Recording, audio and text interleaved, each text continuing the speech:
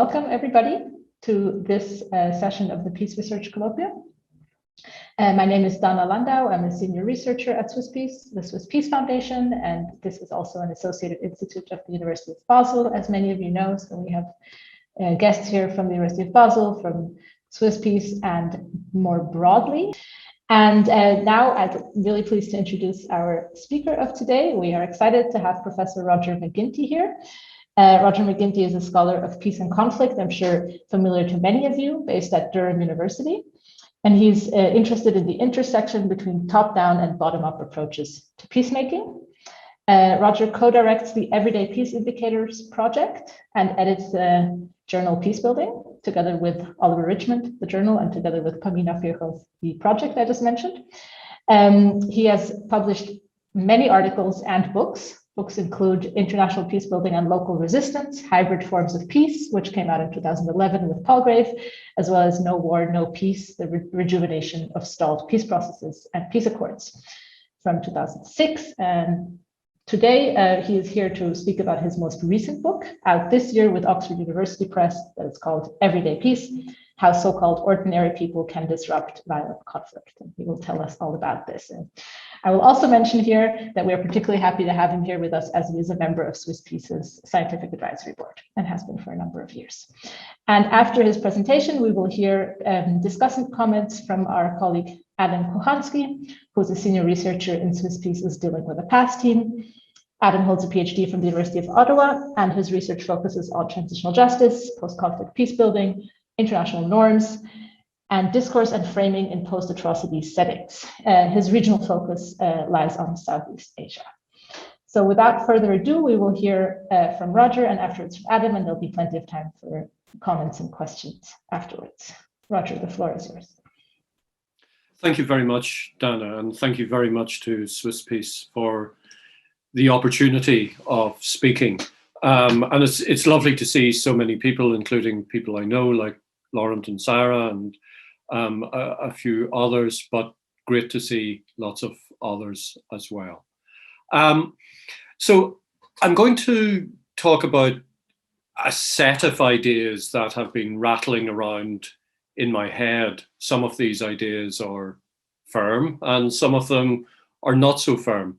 And I would really value questions and comments at the end. I mean that genuinely, in that I think discussion and counterpoints are really the way that we learn. So I'm going to share a PowerPoint and we'll see if this works. So, oh, I'm seeing a thumbs up. So I want to talk about conflict disruption, and a lot of this comes from the book, which is just published, and I hold up a rare copy of the book. Rare not because it is sold out because of popularity, but the publishing industry has been hit by the supply chain issues that are affecting the global economy. So copies of my book are somewhere in a shipping container in the South China Sea or somewhere like that. The book cover is a picture of a dandelion, usually classed as a weed growing up from some concrete.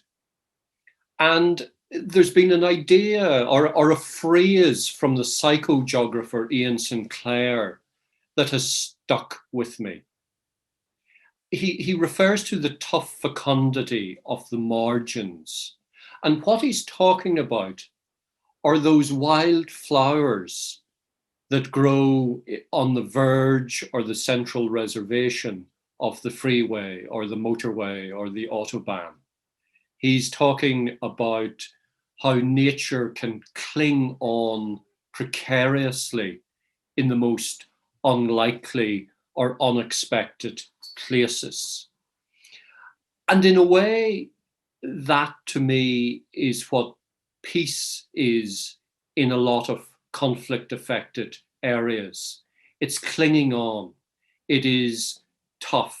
it is resilient, it is growing or persisting in unlikely places. And in this talk, I want to discuss the concept of conflict disruption. And I refer to these as small acts, as stances, as forms of communication that are pro-peace and pro-social. They transgress the dominant narrative. They're often micro-sociological acts of kindness, and they don't change the strategic outcome of a conflict, but they have the capacity to save and improve lives. They have the capacity to change how people live in conflict-affected areas. And I think we can very often overlook those small acts of conflict disruption.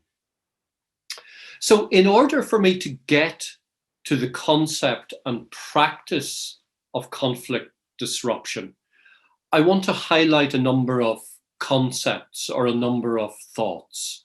And the first of these refers to the notion of conflict as totalizing. And I think we're used to thinking about conflict as totalizing. It often seems that way. Actors involved in a conflict often will try to convince us that the conflict is totalizing. So everyone in a conflict area is embroiled in the conflict. Everyone in one community is of one voice on a particular issue. Very often, countries and armed groups mobilize the population. They discipline those who disagree or dissent. So there is a lot of energy behind the notion that conflict is totalizing. But as this wonderful photograph from a shipyard in 1938 Germany shows, not everyone is convinced. We see this man who's not following the herd, who is not following everyone else. Yet, as I say, actors involved in conflict very often want to convince us that conflict is totalizing. And indeed, as conflict analysts, the language that we use often reinforces conflict. Think about how we discuss conflicts. We refer to the Palestinians as though it's a homogenous group, the Israelis, the war. So the language that we use can reinforce the conflictness, the conflict status of a society.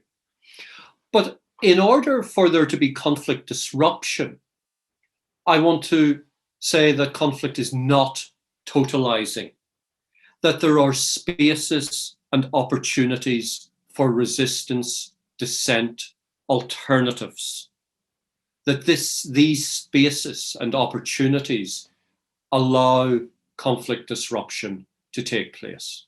Okay, so that's one stepping stone that I have towards this notion and practice of conflict disruption. A second one is to encourage us to think about power and agency. And we're all familiar with the orthodox view of power, that is power over, the power of an actor to make another actor to do something. So we're familiar with the material power that states and armed groups might have. We're familiar with the coercive power of men with guns. There can also be very subtle forms of power that discipline us, that make us pay tax, that make us conform to the rules. We, through our actions of obeying rules, we conform and we encourage others to conform. So we co-constitute systems of rule following, of reinforcing power that is often coercive, that is often based on discipline and threats. Think of the power that the state has over us. In fact, if you're a student, think of the power the university has over you, the power to withhold the degree, to not let you graduate unless you pay them money, unless you conform to their rules of scholarship, etc. But there are other forms of power, and I want to foreground these. I think it's really important that we take the concept of power away from realists and instead emphasize different types of power. So not just power over, but power with, power to, and power from. And we need to take these forms of power seriously. So rather than looking at things like compassion and mercy and solidarity as somehow things that weak people do, as somehow soft and feminine and somehow on the margin of real politics, I want to suggest that compassion and mercy and solidarity and sociality are actually forms of power. And we need to take them as seriously as we do coercive power. These are important forms of power. They're subtle. Often we don't notice them, and particularly outsiders don't notice them.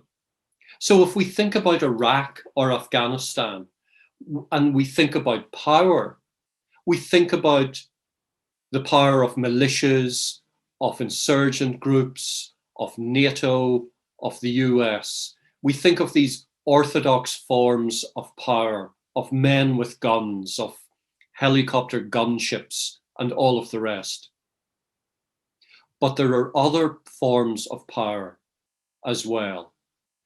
A huge power that Iraqis and Afghans had was the power to get on with things, the power to get on with life, to raise children, to look after elders, to send the kids to school, to earn money, to eat and have shelter. A key power that Iraqis and Afghans had was the power of waiting. They waited in the long grass, and the Americans and the British and everyone else grew very tired.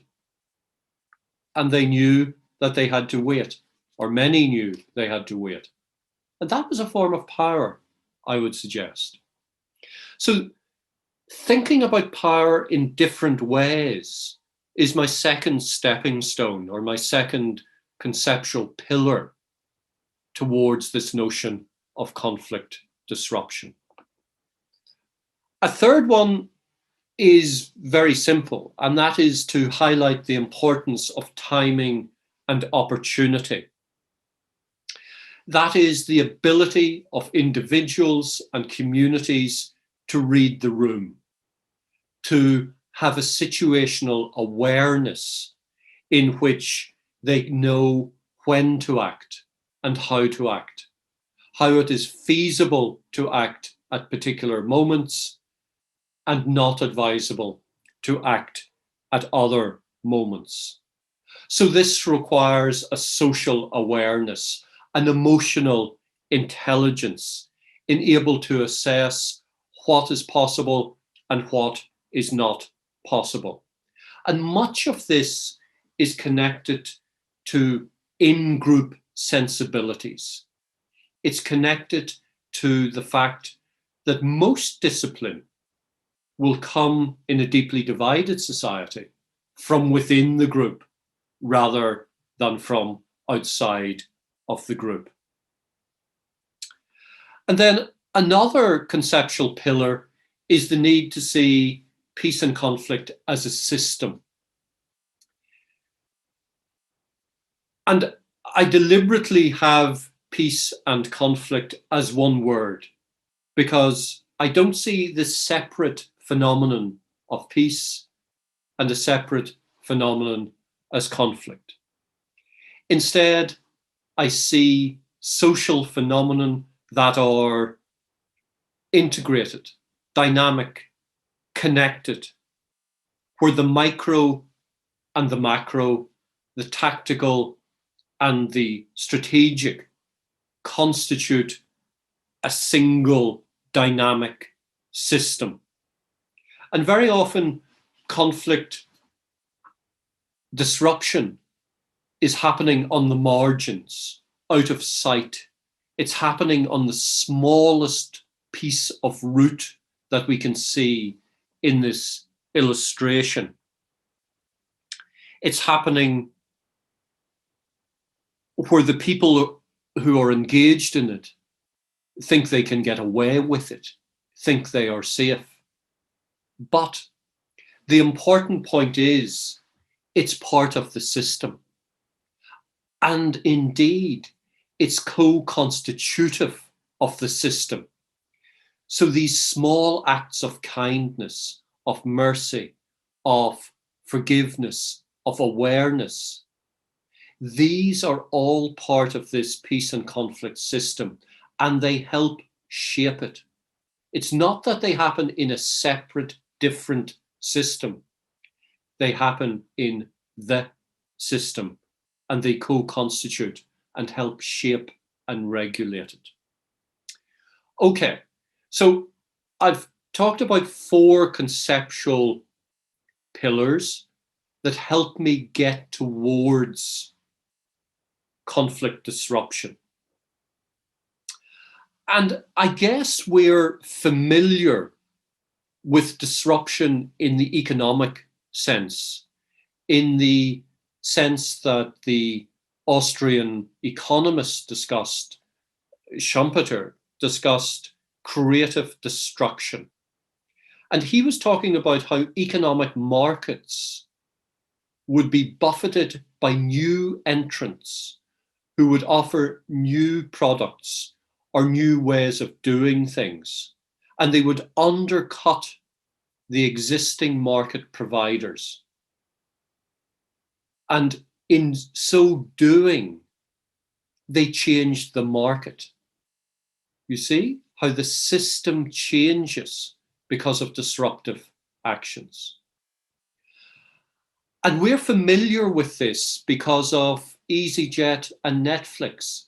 We see new ways of providing products coming in, disrupting the legacy airlines, disrupting the traditional television providers by injecting new ways of doing things, by bringing turbulence and new actors into the market. So there are multiple ways that these ecosystems can change. And I want to give some examples of what conflict disruption can look like. And there are multiple forms. So when I'm doing this, I think it would be useful if we think about 3 things. The first is scale. So is this happening at the micro level, the hyper-local level, or further up the political food chain, at the municipality, at the national level, the international, the transnational? It's useful, I think, to think about location as well. And importantly, I think we need to move beyond fixed geographical notions of place. no one actually lives in a place. You know, I'm talking to you from a small town in Northern Ireland, but I'm not actually here. Okay, I forgive this metaphysical point. You know, yes, I'm here. I can see trees and things outside, but I'm not actually living here in a way that I have a 360 view of this entire town.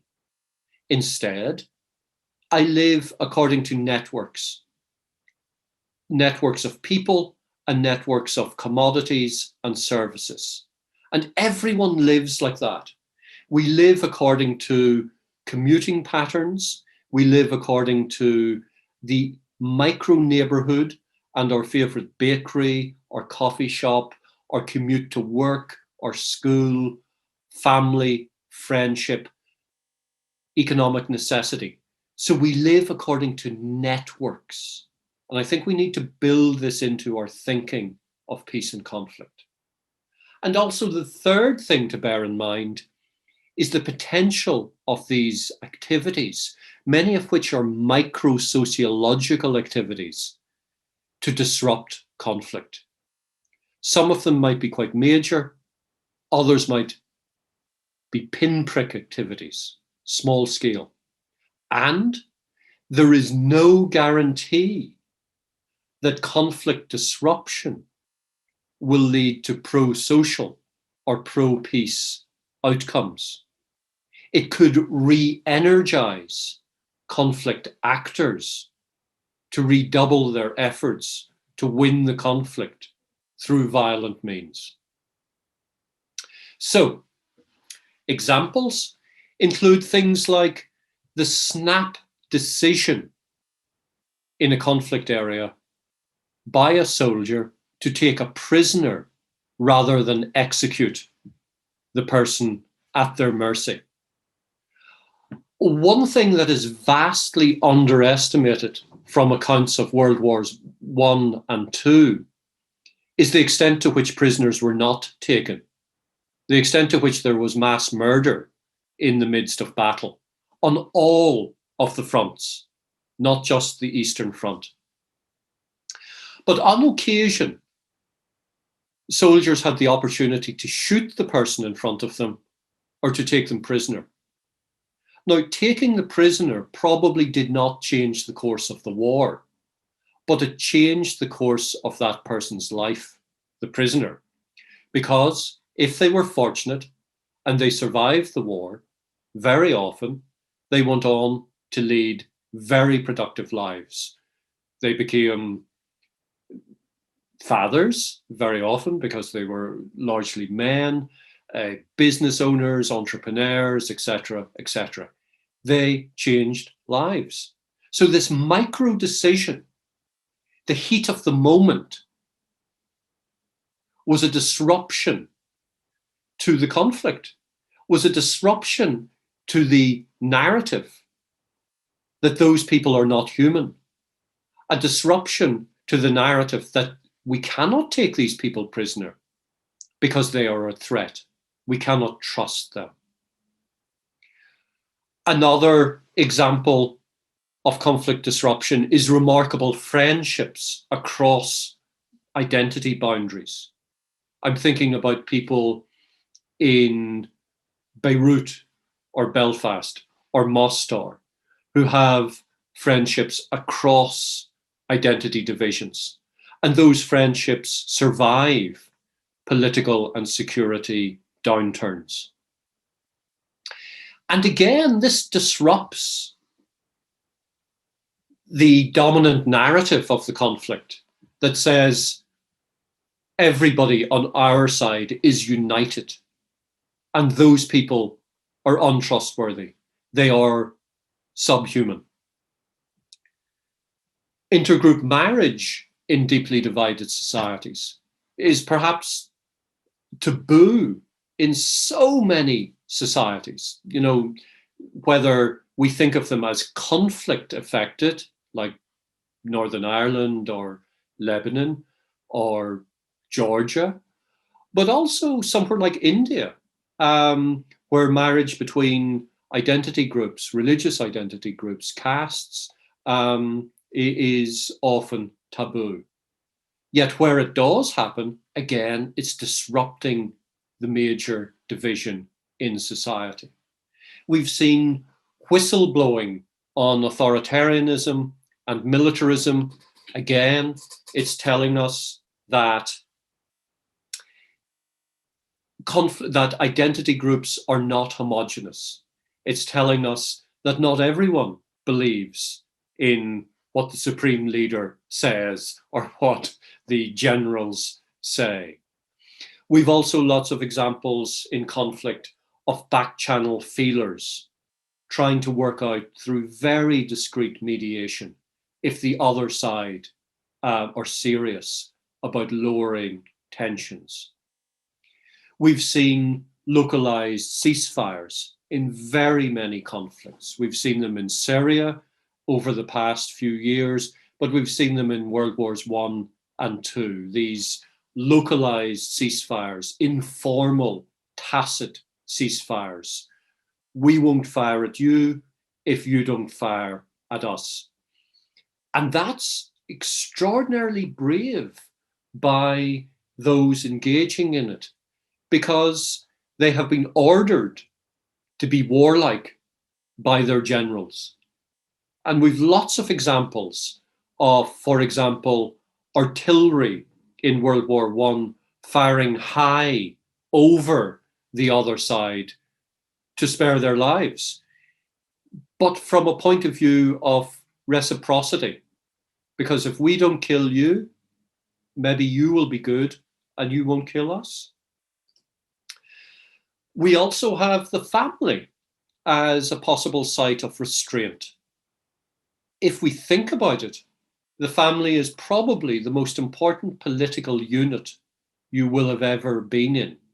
It's a point that political science and international relations resolutely refuses to understand. I wasn't born into a political party. I wasn't born into a state. I was born into a family, like many of you. And of course, families can be the site of patriarchy, exclusion, radicalization, militarization, but they can also be a site of restraint, where parents or older siblings or that scary grandmother or aunt tell us not to join a gang or a militant group, or to use language that is pejorative about the other side. We can see conflict disruption through the language that people use, where they don't use invective about the other side. They don't use the language that is discriminatory or that is biased against the other side. We can see conflict disruption through tolerance of non-singular identities. In many deeply divided societies, you are one thing or the other. You have a label. Well, in some households, for some individuals, it's okay if people want to have multiple identities. And that is a subversive act. That is dissent from the dominant narrative in many conflict-affected areas.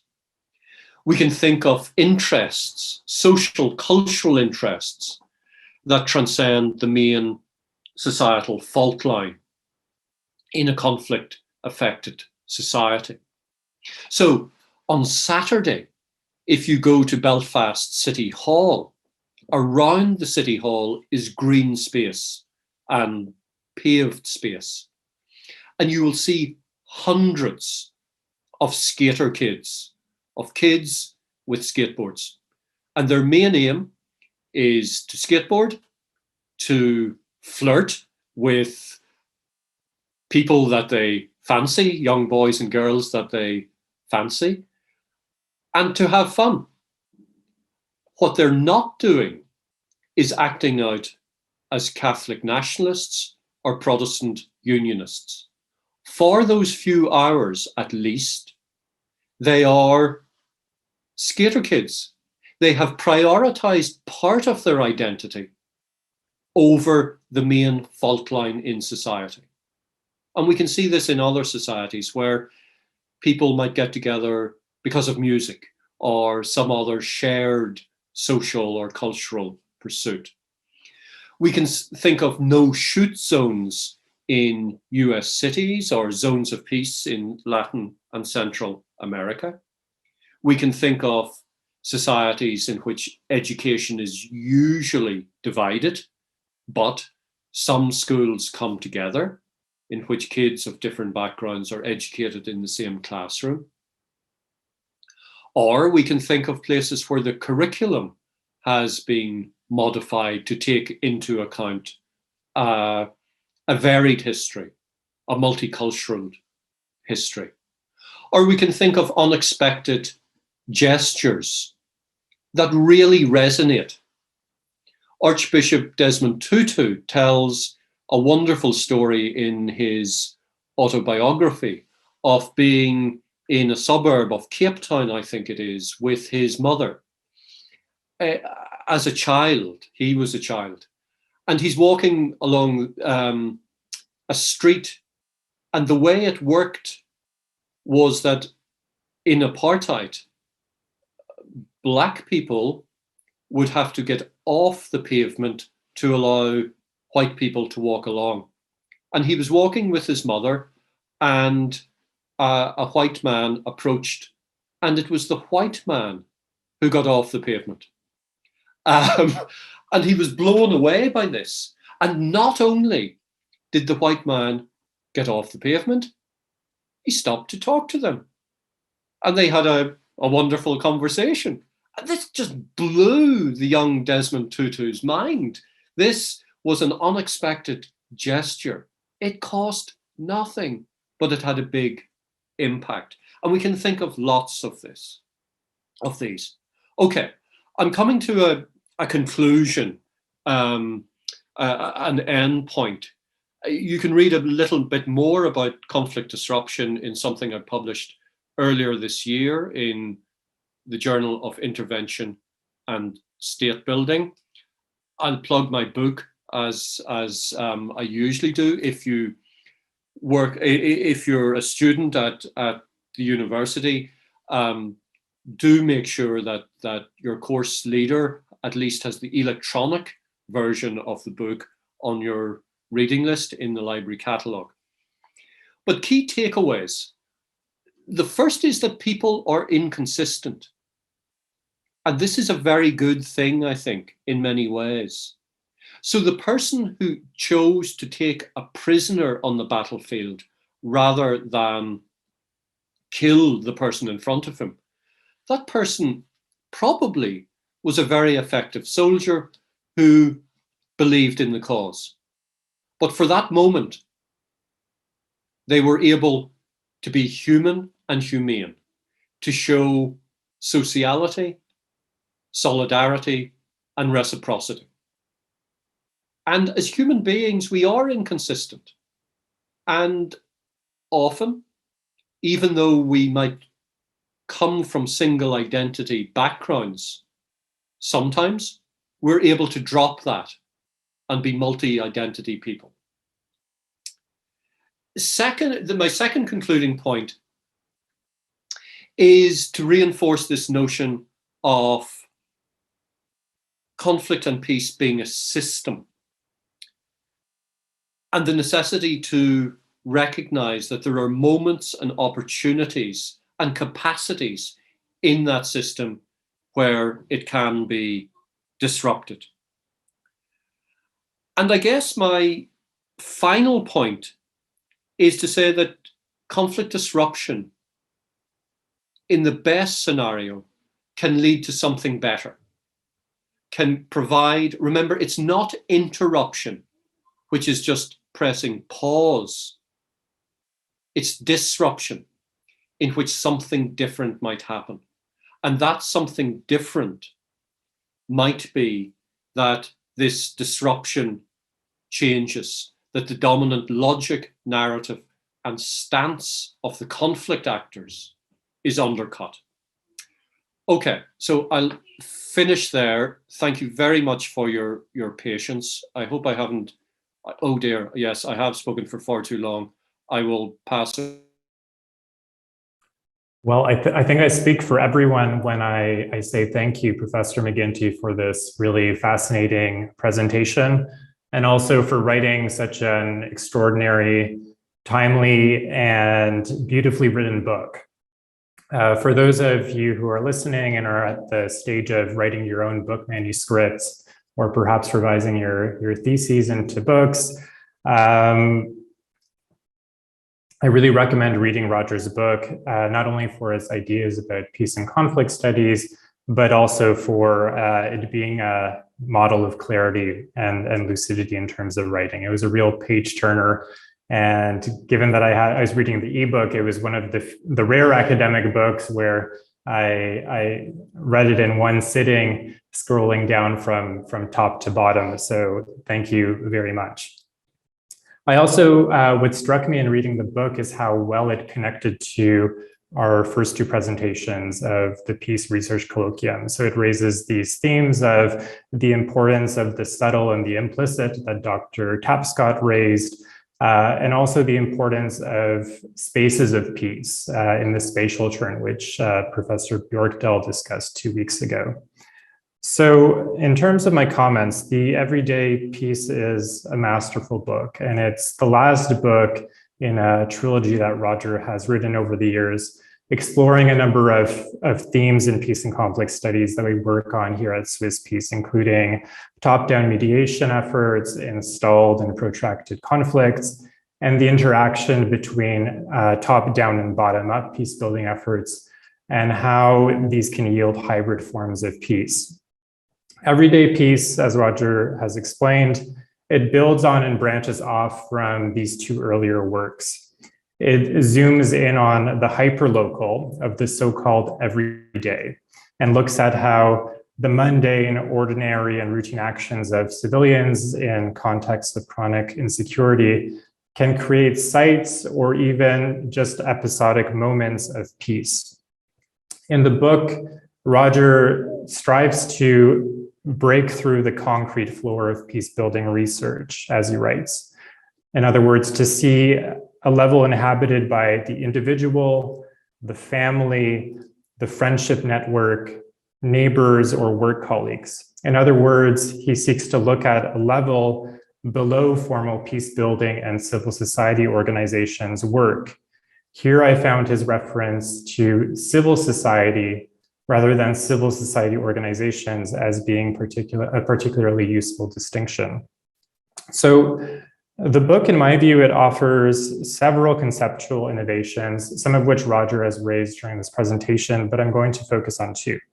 Most helpful is its attempt to conceptualize the everyday, not as another level in a multi-scalar system, alongside the local, the national, the regional, and the international, but rather as a circuit. And this didn't come up that much in the presentation, so I'm going to unpack it a little bit.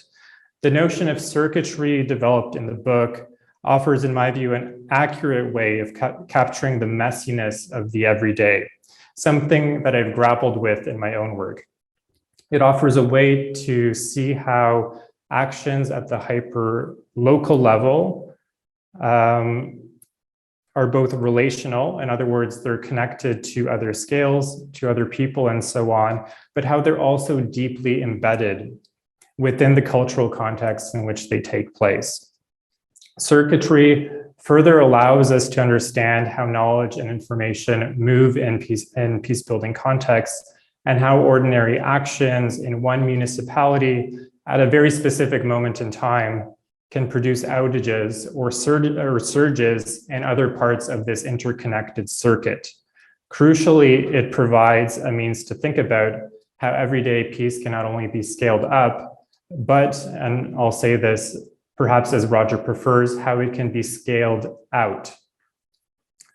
So moving along, the second major conceptual innovation that I think that the book offers, and this came up in the presentation, is the book's treatment of power. So not in the traditional IR sense as power over, but in a more productive sense, as power from, power to, and power with. This conception, it recognizes how power can be wielded in ways that are diffuse, that are more subtle, and perhaps even invisible to outsiders who aren't embedded within that society. And I think that this conception of power that's developed in the book is not only useful for understanding everyday peace power, as Roger terms it, in areas of chronic insecurity, so Sudan, Colombia, Zimbabwe, other cases in the book, but also in a broader array of contexts. For example, on some of the First Nations reserves in Canada, or in the Tenderloin district in San Francisco, another city that I have lived in. Because where there is structural inequality and injustice and everyday violence, everyday peace and therefore everyday peace power also resides. So I think that this is a really powerful contribution of the book. Roger also alludes to the gender dimension of power, alternate and indigenous conceptions of power. And all of this moves power from this emphasis in IR on logical self-utility maximization to the realm of the emotional and the spiritual. So I think that that's a very, very important contribution of the book. In terms of some of the questions that the book raised for me, so on the question of whether everyday peace is peace, the book, and this is speaking to someone who's a critic of the local turn, I did find it convincing. But I'd like to hear a little bit more about the normative implications of everyday peace. Is the book suggesting that we need to think about what counts as peace, where we look for it, and how impact is measured? In other words, rather than thinking about peace as a full-on end of war and cessation of hostilities, if everyday peace disrupts conflict between two sons or two families or two towns, and this only lasts for a year or two, is that enough? Does that in itself count? Should that count as a success? My second question relates to a point about methodology and case selection. So the book is methodologically rich and innovative. I think that the use of war memoirs and personal diaries is very fascinating, and it actually connects really well to the work that we do here at swisspeace dealing with the PASS program on archives and documentation. But I was curious about why some of the examples were used in the book and not others. So given the book's emphasis is on the so-called actions of ordinary people, I was left wanting to see a little bit more about empirical examples of, well, everyday interactions. Admittedly, there were some in Northern Ireland, in Lebanon, but the vast majority described rather extraordinary actions. And this is something that I've grappled with, this concept of the everyday, rather than on ordinary actions. So the Sudanese soldiers stopping and not killing their fellow citizens, or the unlikely friendship between the conflict disruptors in chapter 7, 2 of 3 of which were between political elites. So perhaps you could speak to this, but maybe it is that just the ordinary, extraordinary binary is a misnomer and another false dichotomy. But I was left wanting to see a little bit more examples of how everyday peace actually takes place at the tram stops, in the stairwells of apartment buildings, in cafes, and in the line of the bakery, and how these types of mundane interactions scaled out to other parts of the circuit through some form of causal process tracing or other methods drawn from other social sciences. The book touches a little bit on this methodological question in the conclusion, but I'd like to hear a little bit more from you about that. Could it be that we can push this research agenda forward through such interpretive process tracing, or does the answer lie in the type of ethnographic peace research that Jerome Miller has advocated? And my last question before I open it up to everyone else relates to policy recommendations. So I saw Rolly from our impact and analysis team on the call, but I was left wanting to hear more about this at the end of the book. And I'm sure you get this question basically every time that you present it. But what do you tell the IO or the local civil society organization or the donor about where and how they can support everyday peace? While the book's clear that everyday peace is most effective when it's the result of an organic process, it does seem to leave the door open for top-down support. And I was hoping that you could elaborate a little bit more on that. So with that, thank you very much.